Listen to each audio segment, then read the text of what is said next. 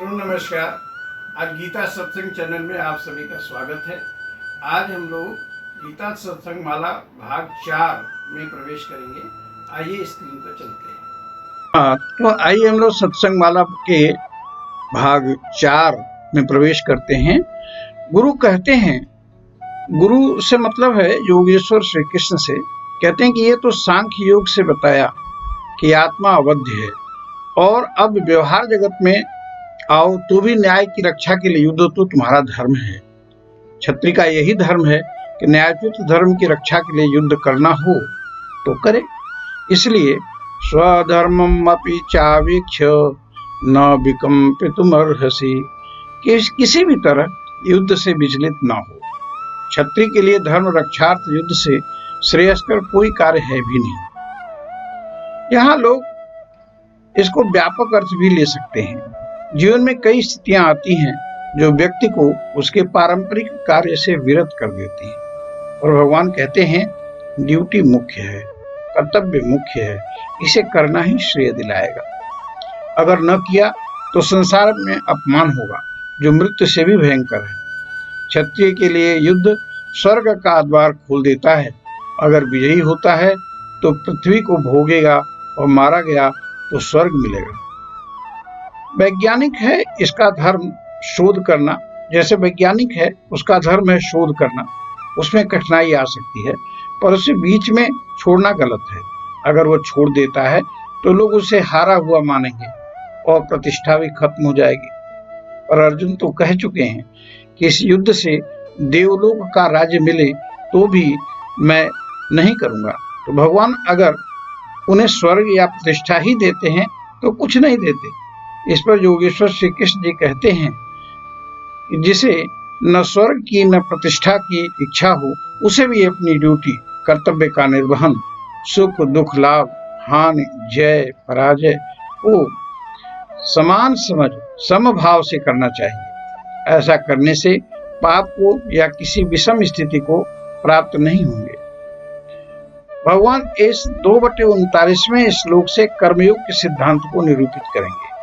वे कहना चाहते हैं कि व्यक्ति को जो कर्तव्य मिला है उसे करना ही चाहिए, चाहे सांख्य योग व्यवहार की दृष्टि से, कर्मयोग की दृष्टि से उचित धर्म सम्मत कर्म करना ही कर्तव्य है।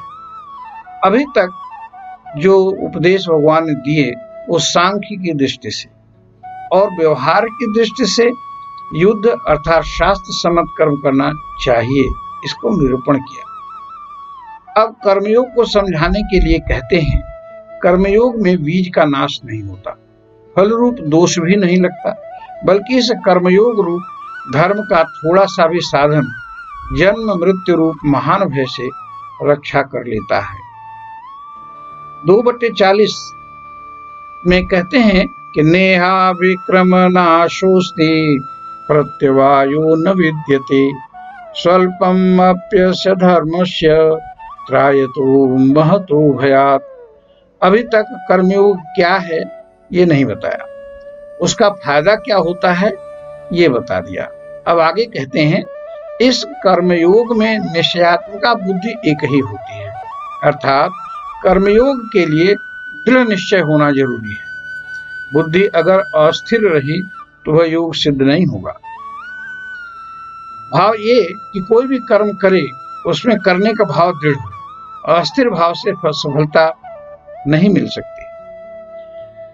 कर्मयोगी को भोगों एवं उनके साधनों में आसक्तिहीन होना चाहिए। हर्ष शोकादि द्वंद्वों से मुक्त हो। इसका मतलब है हर्ष हुआ तो बहुत प्रसन्न हो गया, शोक की स्थिति आई बहुत दुखी हो गया। इस प्रकार के जो द्वंद्व हैं इनसे वो साधक मुक्त हो। नैस्त्रय गुण, अर्थात जो सत्वगुण रजोगुण और तमोगुण ये 3 गुण हैं, इनके कार्य रूप इहलोक का अर्थ है यह संसार, और परलोक का मतलब है मरने के बाद जो स्वर्ग आदि मिलेगा, कि समस्त भोगों में आसक्ति रहित हो, नित्य सत्वस्थ परमात्मा में नित्य अटल रहे। परमात्मा को नित्य सत्वस्थ कहा, अर्थात जो नित्य है उसका कभी नाश नहीं होता। असत्वस्थ है, सतोगुण में स्थित है। निर्योग क्षेम हो, अर्थात योग क्षेम की वासना से रहित हो। आत्मवान हो, अर्थात मन बुद्धि पर उसकी आत्मा का अधिकार हो। परमात्म तत्व को जान ले, परमात्म तत्व सभी चाहों से उत्तम है, ऐसी समझ वाला हो, यानी परमात्म तत्व को सबसे ज्यादा वरीयता दे। कर्म में ही अधिकार समझे, फल में नहीं। फल में इच्छा हो जाने पर कर्म पूरे मनोयोग से नहीं होता। कर्म फल का हेतु भी मत हो, अर्थात कर्म को निमित्त भाव से करे। कर्म न करने में आसक्ति न हो, अर्थात ये न सोचे कि कर्म करे ही नहीं। समत्व में रहे, अर्थात कर्म की सिद्धि और असिद्धि में समान बुद्धि वाला हो। भाव ये कि सिद्धि पर खुश और असिद्धि पर दुखी न हो, सम रहे। सारे कर्म वासुदेव के निमित्त कर पाप और पुण्य से अलग हो जाए। भले कर्मों से पुण्य और बुरे से पाप की गठरी नहीं ढोना होगा। कर्म जनता के हित का हो वह करे। किसी कामना के वशीभूत होकर कर्म करने वाले बहुत दीन होते हैं। समत्व योग ही कर्मों की कुशलता है, इसीलिए कहा समत्वम योग मुच्यते। भाव ये कि भांति भांति के वचनों को सुनने से साधक की बुद्धि विचलित हो जाती है, और समत्व योग से वह परमात्मा में अचल स्थित हो जाएगा। तब वो साधक योग को प्राप्त हुआ ऐसा कहा जाएगा। ऐसी स्थिति में परमात्मा से साधक का नित्य संयोग हो जाता है।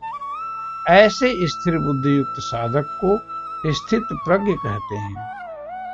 अब स्थित प्रज्ञ जो व्यक्ति होता है उसके गुण धर्म क्या होते हैं, वो कैसे उठता है, कैसे बैठता है, कैसे चलता है, इस पर हम लोग विचार करेंगे। स्थित प्रज्ञ अर्थात जिसकी बुद्धि स्थिर है, निश्चय कर लिया है कि भगवत प्राप्ति से बढ़कर कोई लाभ नहीं है, ऐसे साधक विशिष्ट कोटि के होते हैं। कैसे पहचाने कि व्यक्ति विशेष स्थित प्रज्ञता को प्राप्त है? इसके लिए कुछ बिंदु हैं जिन पर ध्यान देना होगा। पहली बिंदु है सर्वान मनोगतान कामान प्रजहाति, यानी जो स्थित प्रज्ञ व्यक्ति होगा मन के सारी कामनाओं को छोड़ देता है, यूं कहिए स्वतः छूट जाती है, वह स्वयं में संतुष्ट रहता है। ये दूसरा बिंदु हुआ। तीसरा बिंदु हुआ दुखेशु अनुद्विग्न मनाः, दुख आने पर उद्विग्न न हो। सुखेशु विगत स्पृहः, सुख में स्पृहा रहित हो, अर्थात सुख में बहुत हर्षित न हो। चौथा बिंदु है राग भय क्रोध से रहित होता है। सर्वत्रानभिस्नेह, सर्वत्र आसक्त रहित, शुभ और अशुभ को प्राप्त में न तो खुश होता है न दुख होता है। इंद्रियों को विषयों से समेट लेता है, उसी तरह जैसे कछुआ अपने अंगों को समेट लेता है। इंद्रियों के विषय रस को लेने की आसक्ति भी निवृत्त हो जाती है। ऐसा इसलिए होता है कि उसे परम की प्राप्ति हो गई होती है।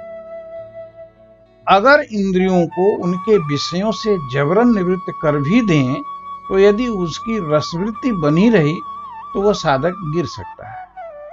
अगर आसक्ति नाश नहीं होती तो जैसे सागर में आंधी तूफान नाव को बहा ले जाता है, वैसे ही प्रमथन स्वभाव वाली इंद्रियां यत्न करते हुए बुद्धिमान पुरुष के मन को बलात् हर लेती हैं।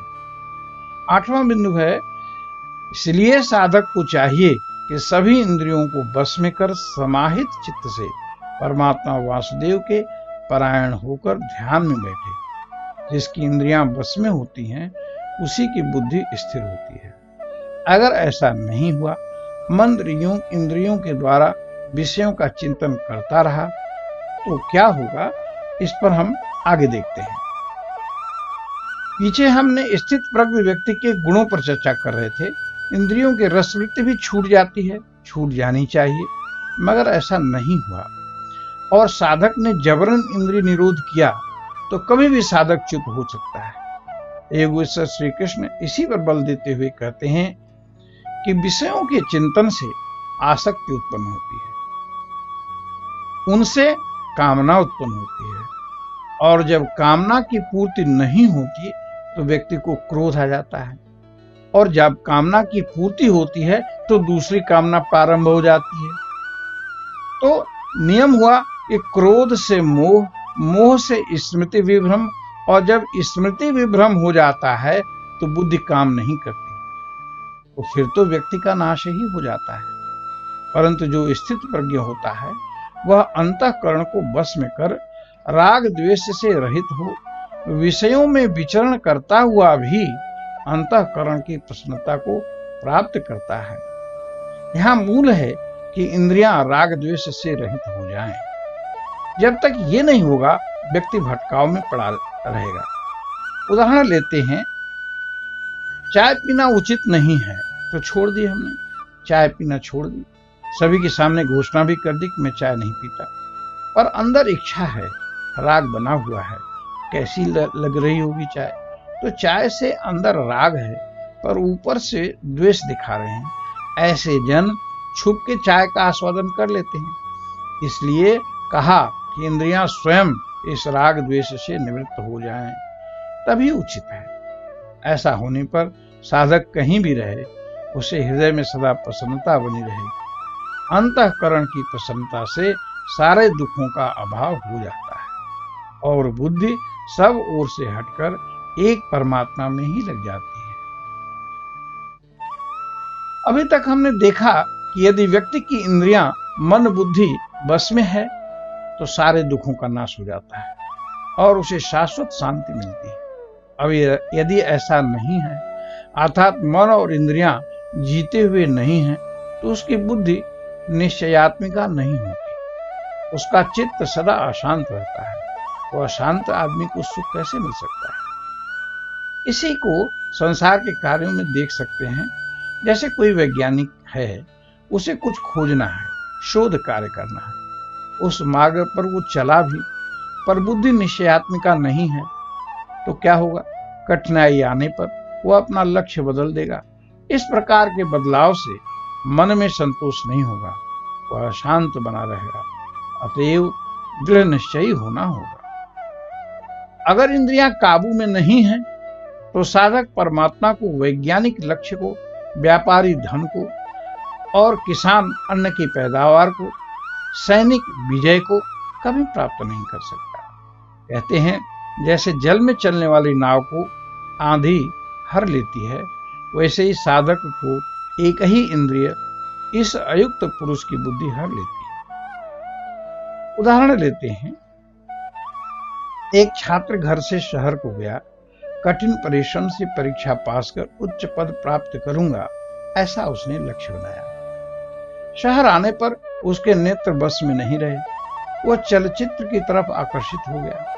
अब रोज उसकी इंद्रियां, आंख, कान और मन सब उसे खींचकर सिनेमा हॉल की तरफ पहुंचा देते हैं। वहां कुछ मित्र मिल गए, उसे कुछ नशा आदि की आदत डलवा दी। नतीजा ये हुआ कि लक्ष्य तो मिला नहीं, स्वास्थ्य भी खराब हो गया, लोगों की उपेक्षा और हंसी का पात्र बन गया, अवसादग्रस्त हो एक दिन आत्महत्या कर बैठा। तो इंद्रिय वशीभूत नहीं थी तो वह कहीं का नहीं रहा। अतएव श्री योगेश्वर महाराज कहते हैं, सुखी वही हो सकता है जिसकी इंद्रियां, मन बुद्धि बस में हो। तो इंद्रियां बस में हों जब संसार के लोग जागते हों, अर्थात सांसारिक सुखों के लिए लगे हों, जो अनित्य है उसकी चाह में जग रहे हों, तब स्थित प्रज्ञ योगी विश्राम करता है। वह इस आपाधापी से दूर अपने लक्ष्य की प्राप्ति में जुटा होता है। संसार का ये उद्यम तो उसकी निशा समझिए। दूसरी तरफ उच्च लक्ष्य की प्राप्ति में जब संसार के जन उदासीन होते हैं, अर्थात श्रेय प्राप्ति के समय सुसुप्तावस्था में होते हैं, तब योगी जन स्थित प्रज्ञ मुनि जागता है, अपने प्रयास में लगा होता है, जागृत होता है। 2/69 में कहते हैं, या निशा सर्वभूतानां तस्यां जागृति संयमी, यस्यां जागृति भूतानि सा निशा पश्यतो मुने। अर्थात जो सबके लिए रात होती है तो स्थित प्रज्ञ जागृत होता है, और जब सभी जागते हैं तब योगी की निशा होती है। स्थित प्रज्ञ साधक के पास संसार के सभी भोग, सुख आदि उसकी इच्छा न होने पर भी स्वमेव आते रहते हैं, और वह स्थित प्रज्ञ साधक उससे विचलित नहीं होता। उसी तरह जैसे न चाहते हुए भी आपूर्यमान सागर में तमाम नदियां मिलती हैं, पर सागर अपनी सीमा में ही रहता है। सागर को इच्छा नहीं है, लेकिन नदियां तो मिलती हैं। उसी तरह से स्थित प्रज्ञ जो व्यक्ति है उसे कोई आवश्यकता नहीं है, लेकिन जो संसार के भोग हैं उसके पास आते हैं। मूल ये कि जो व्यक्ति सांसारिक कामनाओं को छोड़कर निष्प्रिय, आसक्ति रहित, अहंकार रहित संसार में विचरता है, वही शांति प्राप्त करता है। ये स्थिति लक्ष्य प्राप्त साधक की होती है। इसे ब्राह्मी स्थिति भी कहते हैं। इसे प्राप्त योगी कभी मोहित नहीं होता, अंत काल में वह ब्रह्मानंद को प्राप्त होता है। अभी तक जो भी योगेश्वर श्री कृष्ण महाराज ने कहा उसमें सांख्य और कर्मयोग का उपदेश था। यहाँ अर्जुन को लगा कि ज्ञान जो है वो कर्म से श्रेष्ठ है, और मैं यही तो कह रहा हूं कि युद्ध कर्म छोड़कर ज्ञान प्राप्त करूं, अरण्य में चला जाऊं। तब ये भी यही कह रहे हैं। इसमें उन्हें मौका मिला। बोले, अगर ऐसा ही है तो मुझे कर्म में क्यों लगने को कह रहे हैं? आपकी बात मिली हुई लगती है, स्पष्ट कुछ नहीं हो पा रहा है। कर्म छोड़कर वन को ज्ञान प्राप्ति के लिए चला जाऊं या ये युद्ध कर्म करूं? कृपया स्पष्ट करें। भगवान ने कहा, अंतिम लक्ष्य तक पहुंचने के दो मुख्य मार्ग हैं। ज्ञान मार्ग जो सांख्य योगियों के लिए है, और दूसरा मार्ग कर्म मार्ग का है। ज्ञान योगेन सांख्यानाम कर्म योगेन योगिनाम। भाव ये कि सांख्य मार्ग वाले आत्मा परमात्मा को एक मानकर स्व को ब्रह्म से अभिन्न मानते हैं। दूसरे में परमेश्वर को सर्वशक्तिमान, संपूर्ण जगत का कर्ता, स्वामी मानकर उनका आज्ञाकारी सेवक समझता है। कर्मयोग में साधक कर्म में स्वयं को कर्ता नहीं समझता, फल की इच्छा भी नहीं करता। जब वो फल की इच्छा को त्याग देता है तो वह निष्कर्मता को प्राप्त होता है। तो न तो कर्मों को आरंभ किए बिना निष्कर्मता को प्राप्त होता है, न कर्मों के केवल त्याग से सिद्धि यानी सांख्य निष्ठा को प्राप्त होता है। पर कैसे, क्यों, इस पर आगे विचार करते हैं। आइए समझते हैं कि निष्कर्म है क्या। कर्मयोग की परिपक्व स्थिति ही निष्कर्म है। जो साधक इस स्थिति को प्राप्त हो जाता है वह कर्म करते हुए भी उससे मुक्त होता है। यानी देखने में उसने कर्म किया पर वास्तव में नहीं किया। ऐसा क्यों? ऐसा इसलिए कि उसने अकर्ता भाव से कर्म किए, कर्म के फल की इच्छा भी नहीं रखी। ऐसे व्यक्ति को कर्म बंधन भी नहीं होता। अर्थात कर्म शुभ हुआ तो शुभ फल, कर्म बुरा हुआ तो बुरा फल नहीं लगेगा। जब उसके पास न बुरा कर्म फल न भला कर्म फल बचा तो उसे जन्म मरण से छुटकारा मिल जाता है, तो वह मुक्त हो जाता है। लोग सोचते हैं कर्मों को छोड़ देने से निष्कर्म हो जाएंगे, तो ऐसा नहीं है।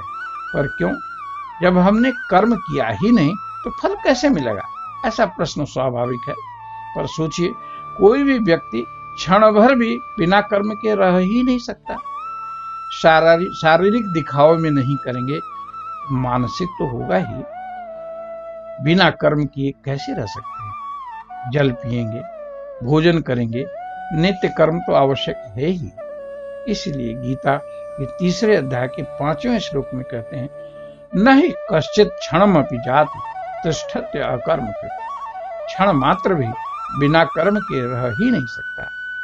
सोने में भी स्वप्न में कर्म करता है, बैठा है तो संकल्प विकल्प करता ही रहेगा। मनुष्य प्रकृति जनित गुणों द्वारा परवश हुआ कर्म करने के लिए बाध्य हो जाता है। तो निश्चित हुआ कि इंद्रियों को रोककर कर्म करना निष्कर्म नहीं है। जो ऐसा करते हैं वे ढोंगी हैं, दंभी हैं। गीता जी के 3 अध्याय के 6वें श्लोक में कहते हैं, ये दिखावा है, मिथ्याचार है। कर्म इंद्रियाणि संयम्य य आस्ते मनसा स्मरन् इंद्रियार्थ विमूढ़ात्मा मिथ्याचार स उच्यते। तो क्या करें? जो पुरुष मन से इंद्रियों को बस में कर अनासक्त हो सभी इंद्रियों से कर्मयोग का आचरण करता है, वही श्रेष्ठ है। यानी कर्म तो करे पर अनासक्त भाव से, निमित्त होकर, फल की आसक्ति छोड़कर, अर्थात कर्मयोग ही करे। अतः व्यक्ति को नियत कर्म यानी ड्यूटी तो हर हाल में करणीय है। शेष अगले सत्संग माला में हम लोग विचार करेंगे।